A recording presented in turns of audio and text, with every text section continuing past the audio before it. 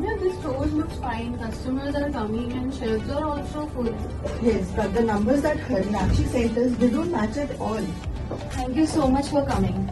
The sales are good, the customers are coming, but profit, they are shrinking like something. Please sit. Don't worry, that's why we are here. And let's find out what exactly happening in your retail store.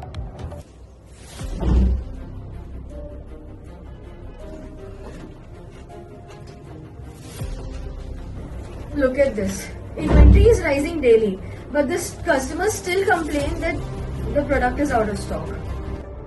And your discount numbers look strange too. There are discounts with no approval, voided bills. Honestly, I don't know where the money is going. Harinakshi, this is not a product issue, this is a process issue. Let us map everything from start to finish. Indrani, I'll start with POS and billing. That's where number first hits the system. Sure, I'll take the procurement and inventory. Harinakshi, you stay with us and show every step as it actually happens and not the way it's written in SOP. Fair warning, practices here are not always as per the textbooks. Don't worry, that's why we are here. Harinakshi, what we are doing is business process analysis and think of it as a giving your retail store a full body MRI scan.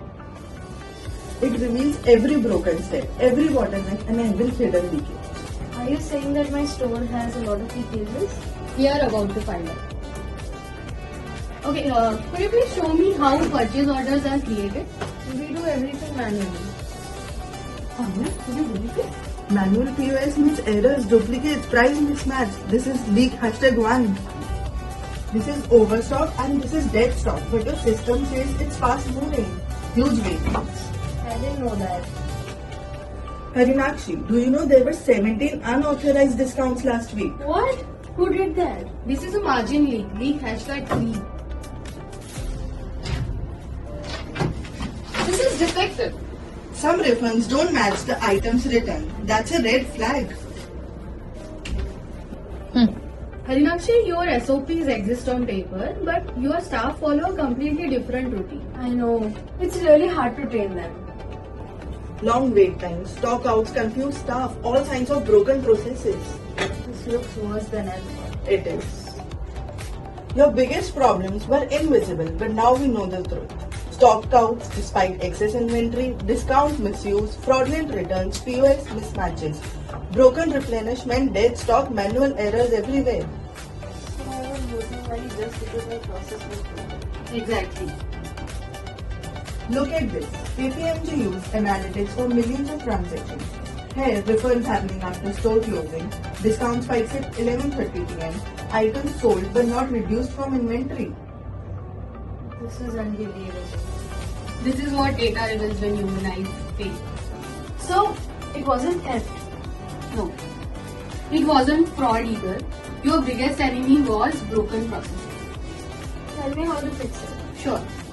So, we automated your pricing, we added AI forecasting, and we also did the vendor management. We installed fraud alerts, RPA invoice validation, barcode-based inventory tracking.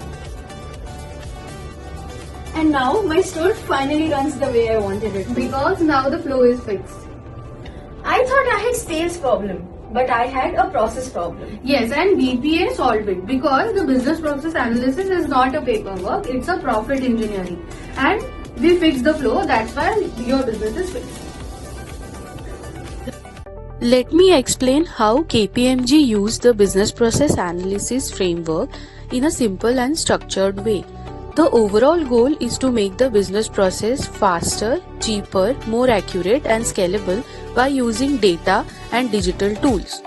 KPMG follows an 8-step approach. Step 1 is understanding the business context. Here we speak to stakeholders, study the strategy, identify the pain point and define what success means. Whether the client wants to reduce cost, improve accuracy or enhance customer satisfaction. Step 2 is the mapping current or as-is processes. This gives us clear picture of how work is actually happening today. We look at tasks, handoffs, system, delays and where rework happens. Step 3 is a measure and diagnose. This is the most analytical part. we rely on data, not assumptions, to understand the bottlenecks, capacity issues, and root causes. To support these steps, they uses a set of powerful tools like SIPOC, which gives a high-level view of suppliers, inputs, process, outputs, and customer. Value stream mapping to see the full flow and identify waste. Swim lane diagrams to show who is responsible for each step. Process mining, which uses system logs to reveal the real process and hidden deviations. 5 why analysis, where we repeatedly ask why until we reach the root cause. Fishbone diagram, which categorize potential causes under people, process, technology, etc. And Pareto analysis, based on the 80-20 rule to focus on the biggest impact issues. After diagnosis, there is step 4, which is benchmarking. We compare the client's performance with industry-based practices and global KPMG benchmarks to highlight the gap and create urgency. Next comes the step 5, designing the to-be process.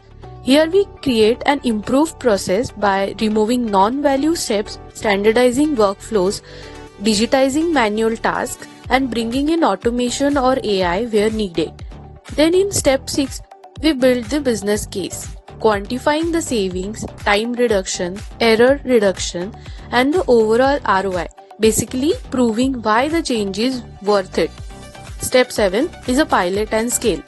We test the new process in a small environment, measure adoption and performance, and then roll it out across the wider business. Finally, step 8 is the governance and control. This ensures the improvements are sustained using SOPs, dashboards, audits, alerts, and training. So overall, KPMG combines lean thinking, structured analysis, and strong digital tools to redesign process in a way that delivers measurable and long-term impact. This is what makes the framework both practical and powerful. Fix the flow, fix the business.